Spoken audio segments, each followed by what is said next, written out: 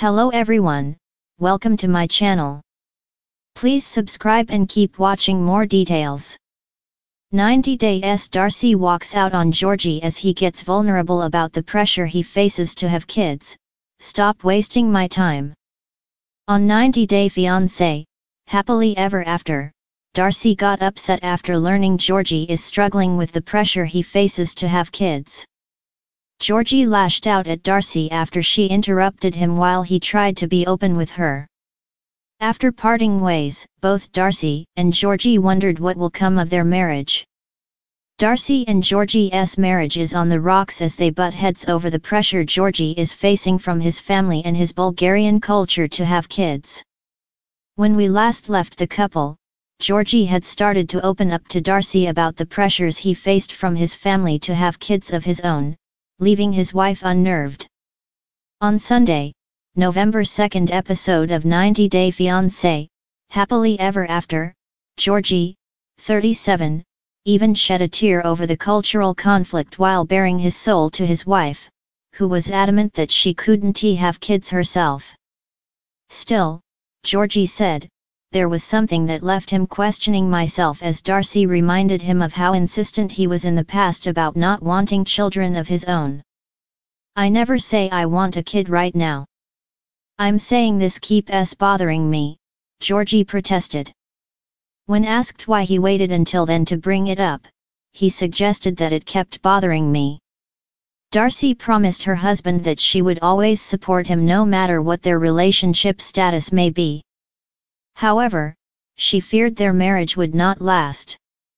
You deserve happiness, but so do I, Darcey said as she got up from the bar. I can't give you what you really want, because you know deep down inside what you really want. You don't want to admit it. Georgi was left frustrated and confused, and attempted to explain himself. But as Darcey attempted to interject once again, he snapped. Can you listen, I'm trying to be open. He shouted as Darcey covered her ears. Georgi then harkened back to many of the arguments they have had throughout the season, in which Darcey insisted she wanted her husband to be more open with her and communicate more. I just want to try to be open, have a conversation with you, to be vulnerable and open, he stressed. You don't care about how I feel. That's what's bothering me. I'm hurting too, and I try to explain this to you. That, Georgi continued, is why he did not want to open up to his wife in the past. Because nobody cares about my feelings, he lamented. Darcey again suggested their relationship may not last. Do your thing, but I don't think it's going to work, Georgi, she said. But I love you, Georgi declared, only for Darcey to push back. No, no, no. Let me have my life, she demanded, and you will not take that away from me. I'll find something else and you will not be a part of that. Georgi seemed confused, but Darcey was done. Stop wasting my time, she said twice. I've done enough. Let me move on. Let me have my peace. Darcey reiterated her support for Georgi should he pursue having kids. I want you to have that, she said. Do it. Get the over it. Georgi then approached his wife for a hug, though she did not reciprocate. Instead, she continued to grumble to herself, it's happened before, it's gonna happen again. I'm fine on my own. Do what you've got to do. Eventually, Darcey pushed her husband away. But I love you, Georgi repeated. Darcey told Georgi, I can't do this anymore. I've got to go. I'm strong. I can be by myself. You don't need to. Georgi replied, arguing that they could figure it out together as his wife turned and walked away. Georgi seemed hurt. You're always the one giving up, he shouted after Darcey, who kept her back to her husband as she left. Afterward, Georgi tried to piece together what he wanted out of his own life. It's a breaking point, he explained. But how this is going to affect our marriage, we don't know yet. Outside, Darcey also raised questions about whether their marriage will survive. She also wondered whether her husband was telling her the truth. I want him to be happy. Have kids. Wonderful. But don't be in this marriage if that's not something that you see for us, Darcey insisted. I asked him these same things for years and he gave me different answers, she continued. I can't make him to be the man that I need, because maybe he's not. Darcey then concluded, maybe it's easier for us to move on, sign the divorce papers and call it a day. The night was supposed to be peaceful. Darcey had dressed in shimmering gold for a quiet dinner with Georgi, hoping their conversation would feel lighter than their recent tense exchanges. But as anyone who has followed the roller coaster rhythm of Darcey and Georgi's relationship knows, peace rarely lasts. Under the soft glow of the restaurant lights, a conversation about the future children, timelines, commitment spiraled into one of the most explosive confrontations of their on-again, off-again love story. It began with hesitation. Georgi, normally hard to read, allowed himself to reveal what he had kept tucked away, the pressure he felt to become a father not because it was his choice, he clarified, but because it had become an expectation sitting heavy on his shoulders. He confessed that between Darcey, her family, and even society's whispering reminders, he worried his worth was shrinking to a single biological function.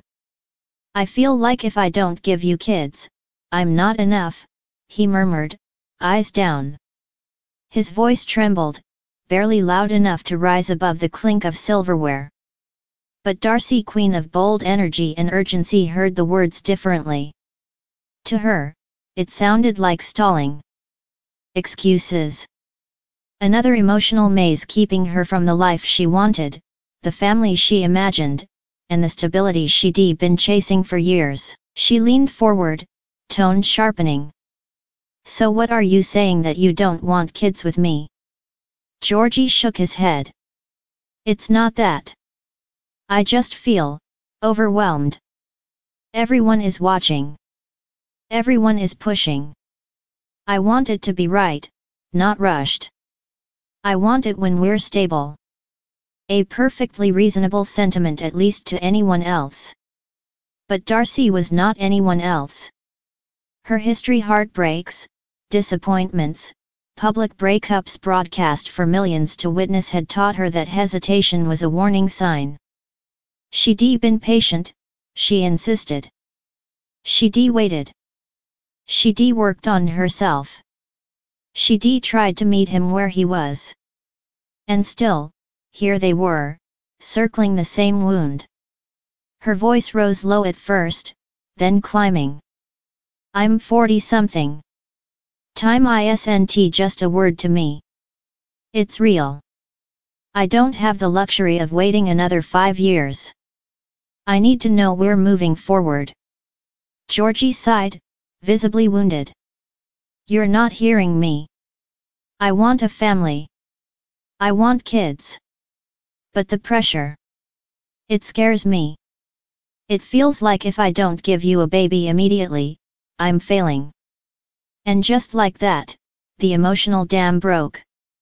Darcey pushed back from the table. Her chair scraped loudly, drawing glances from nearby diners.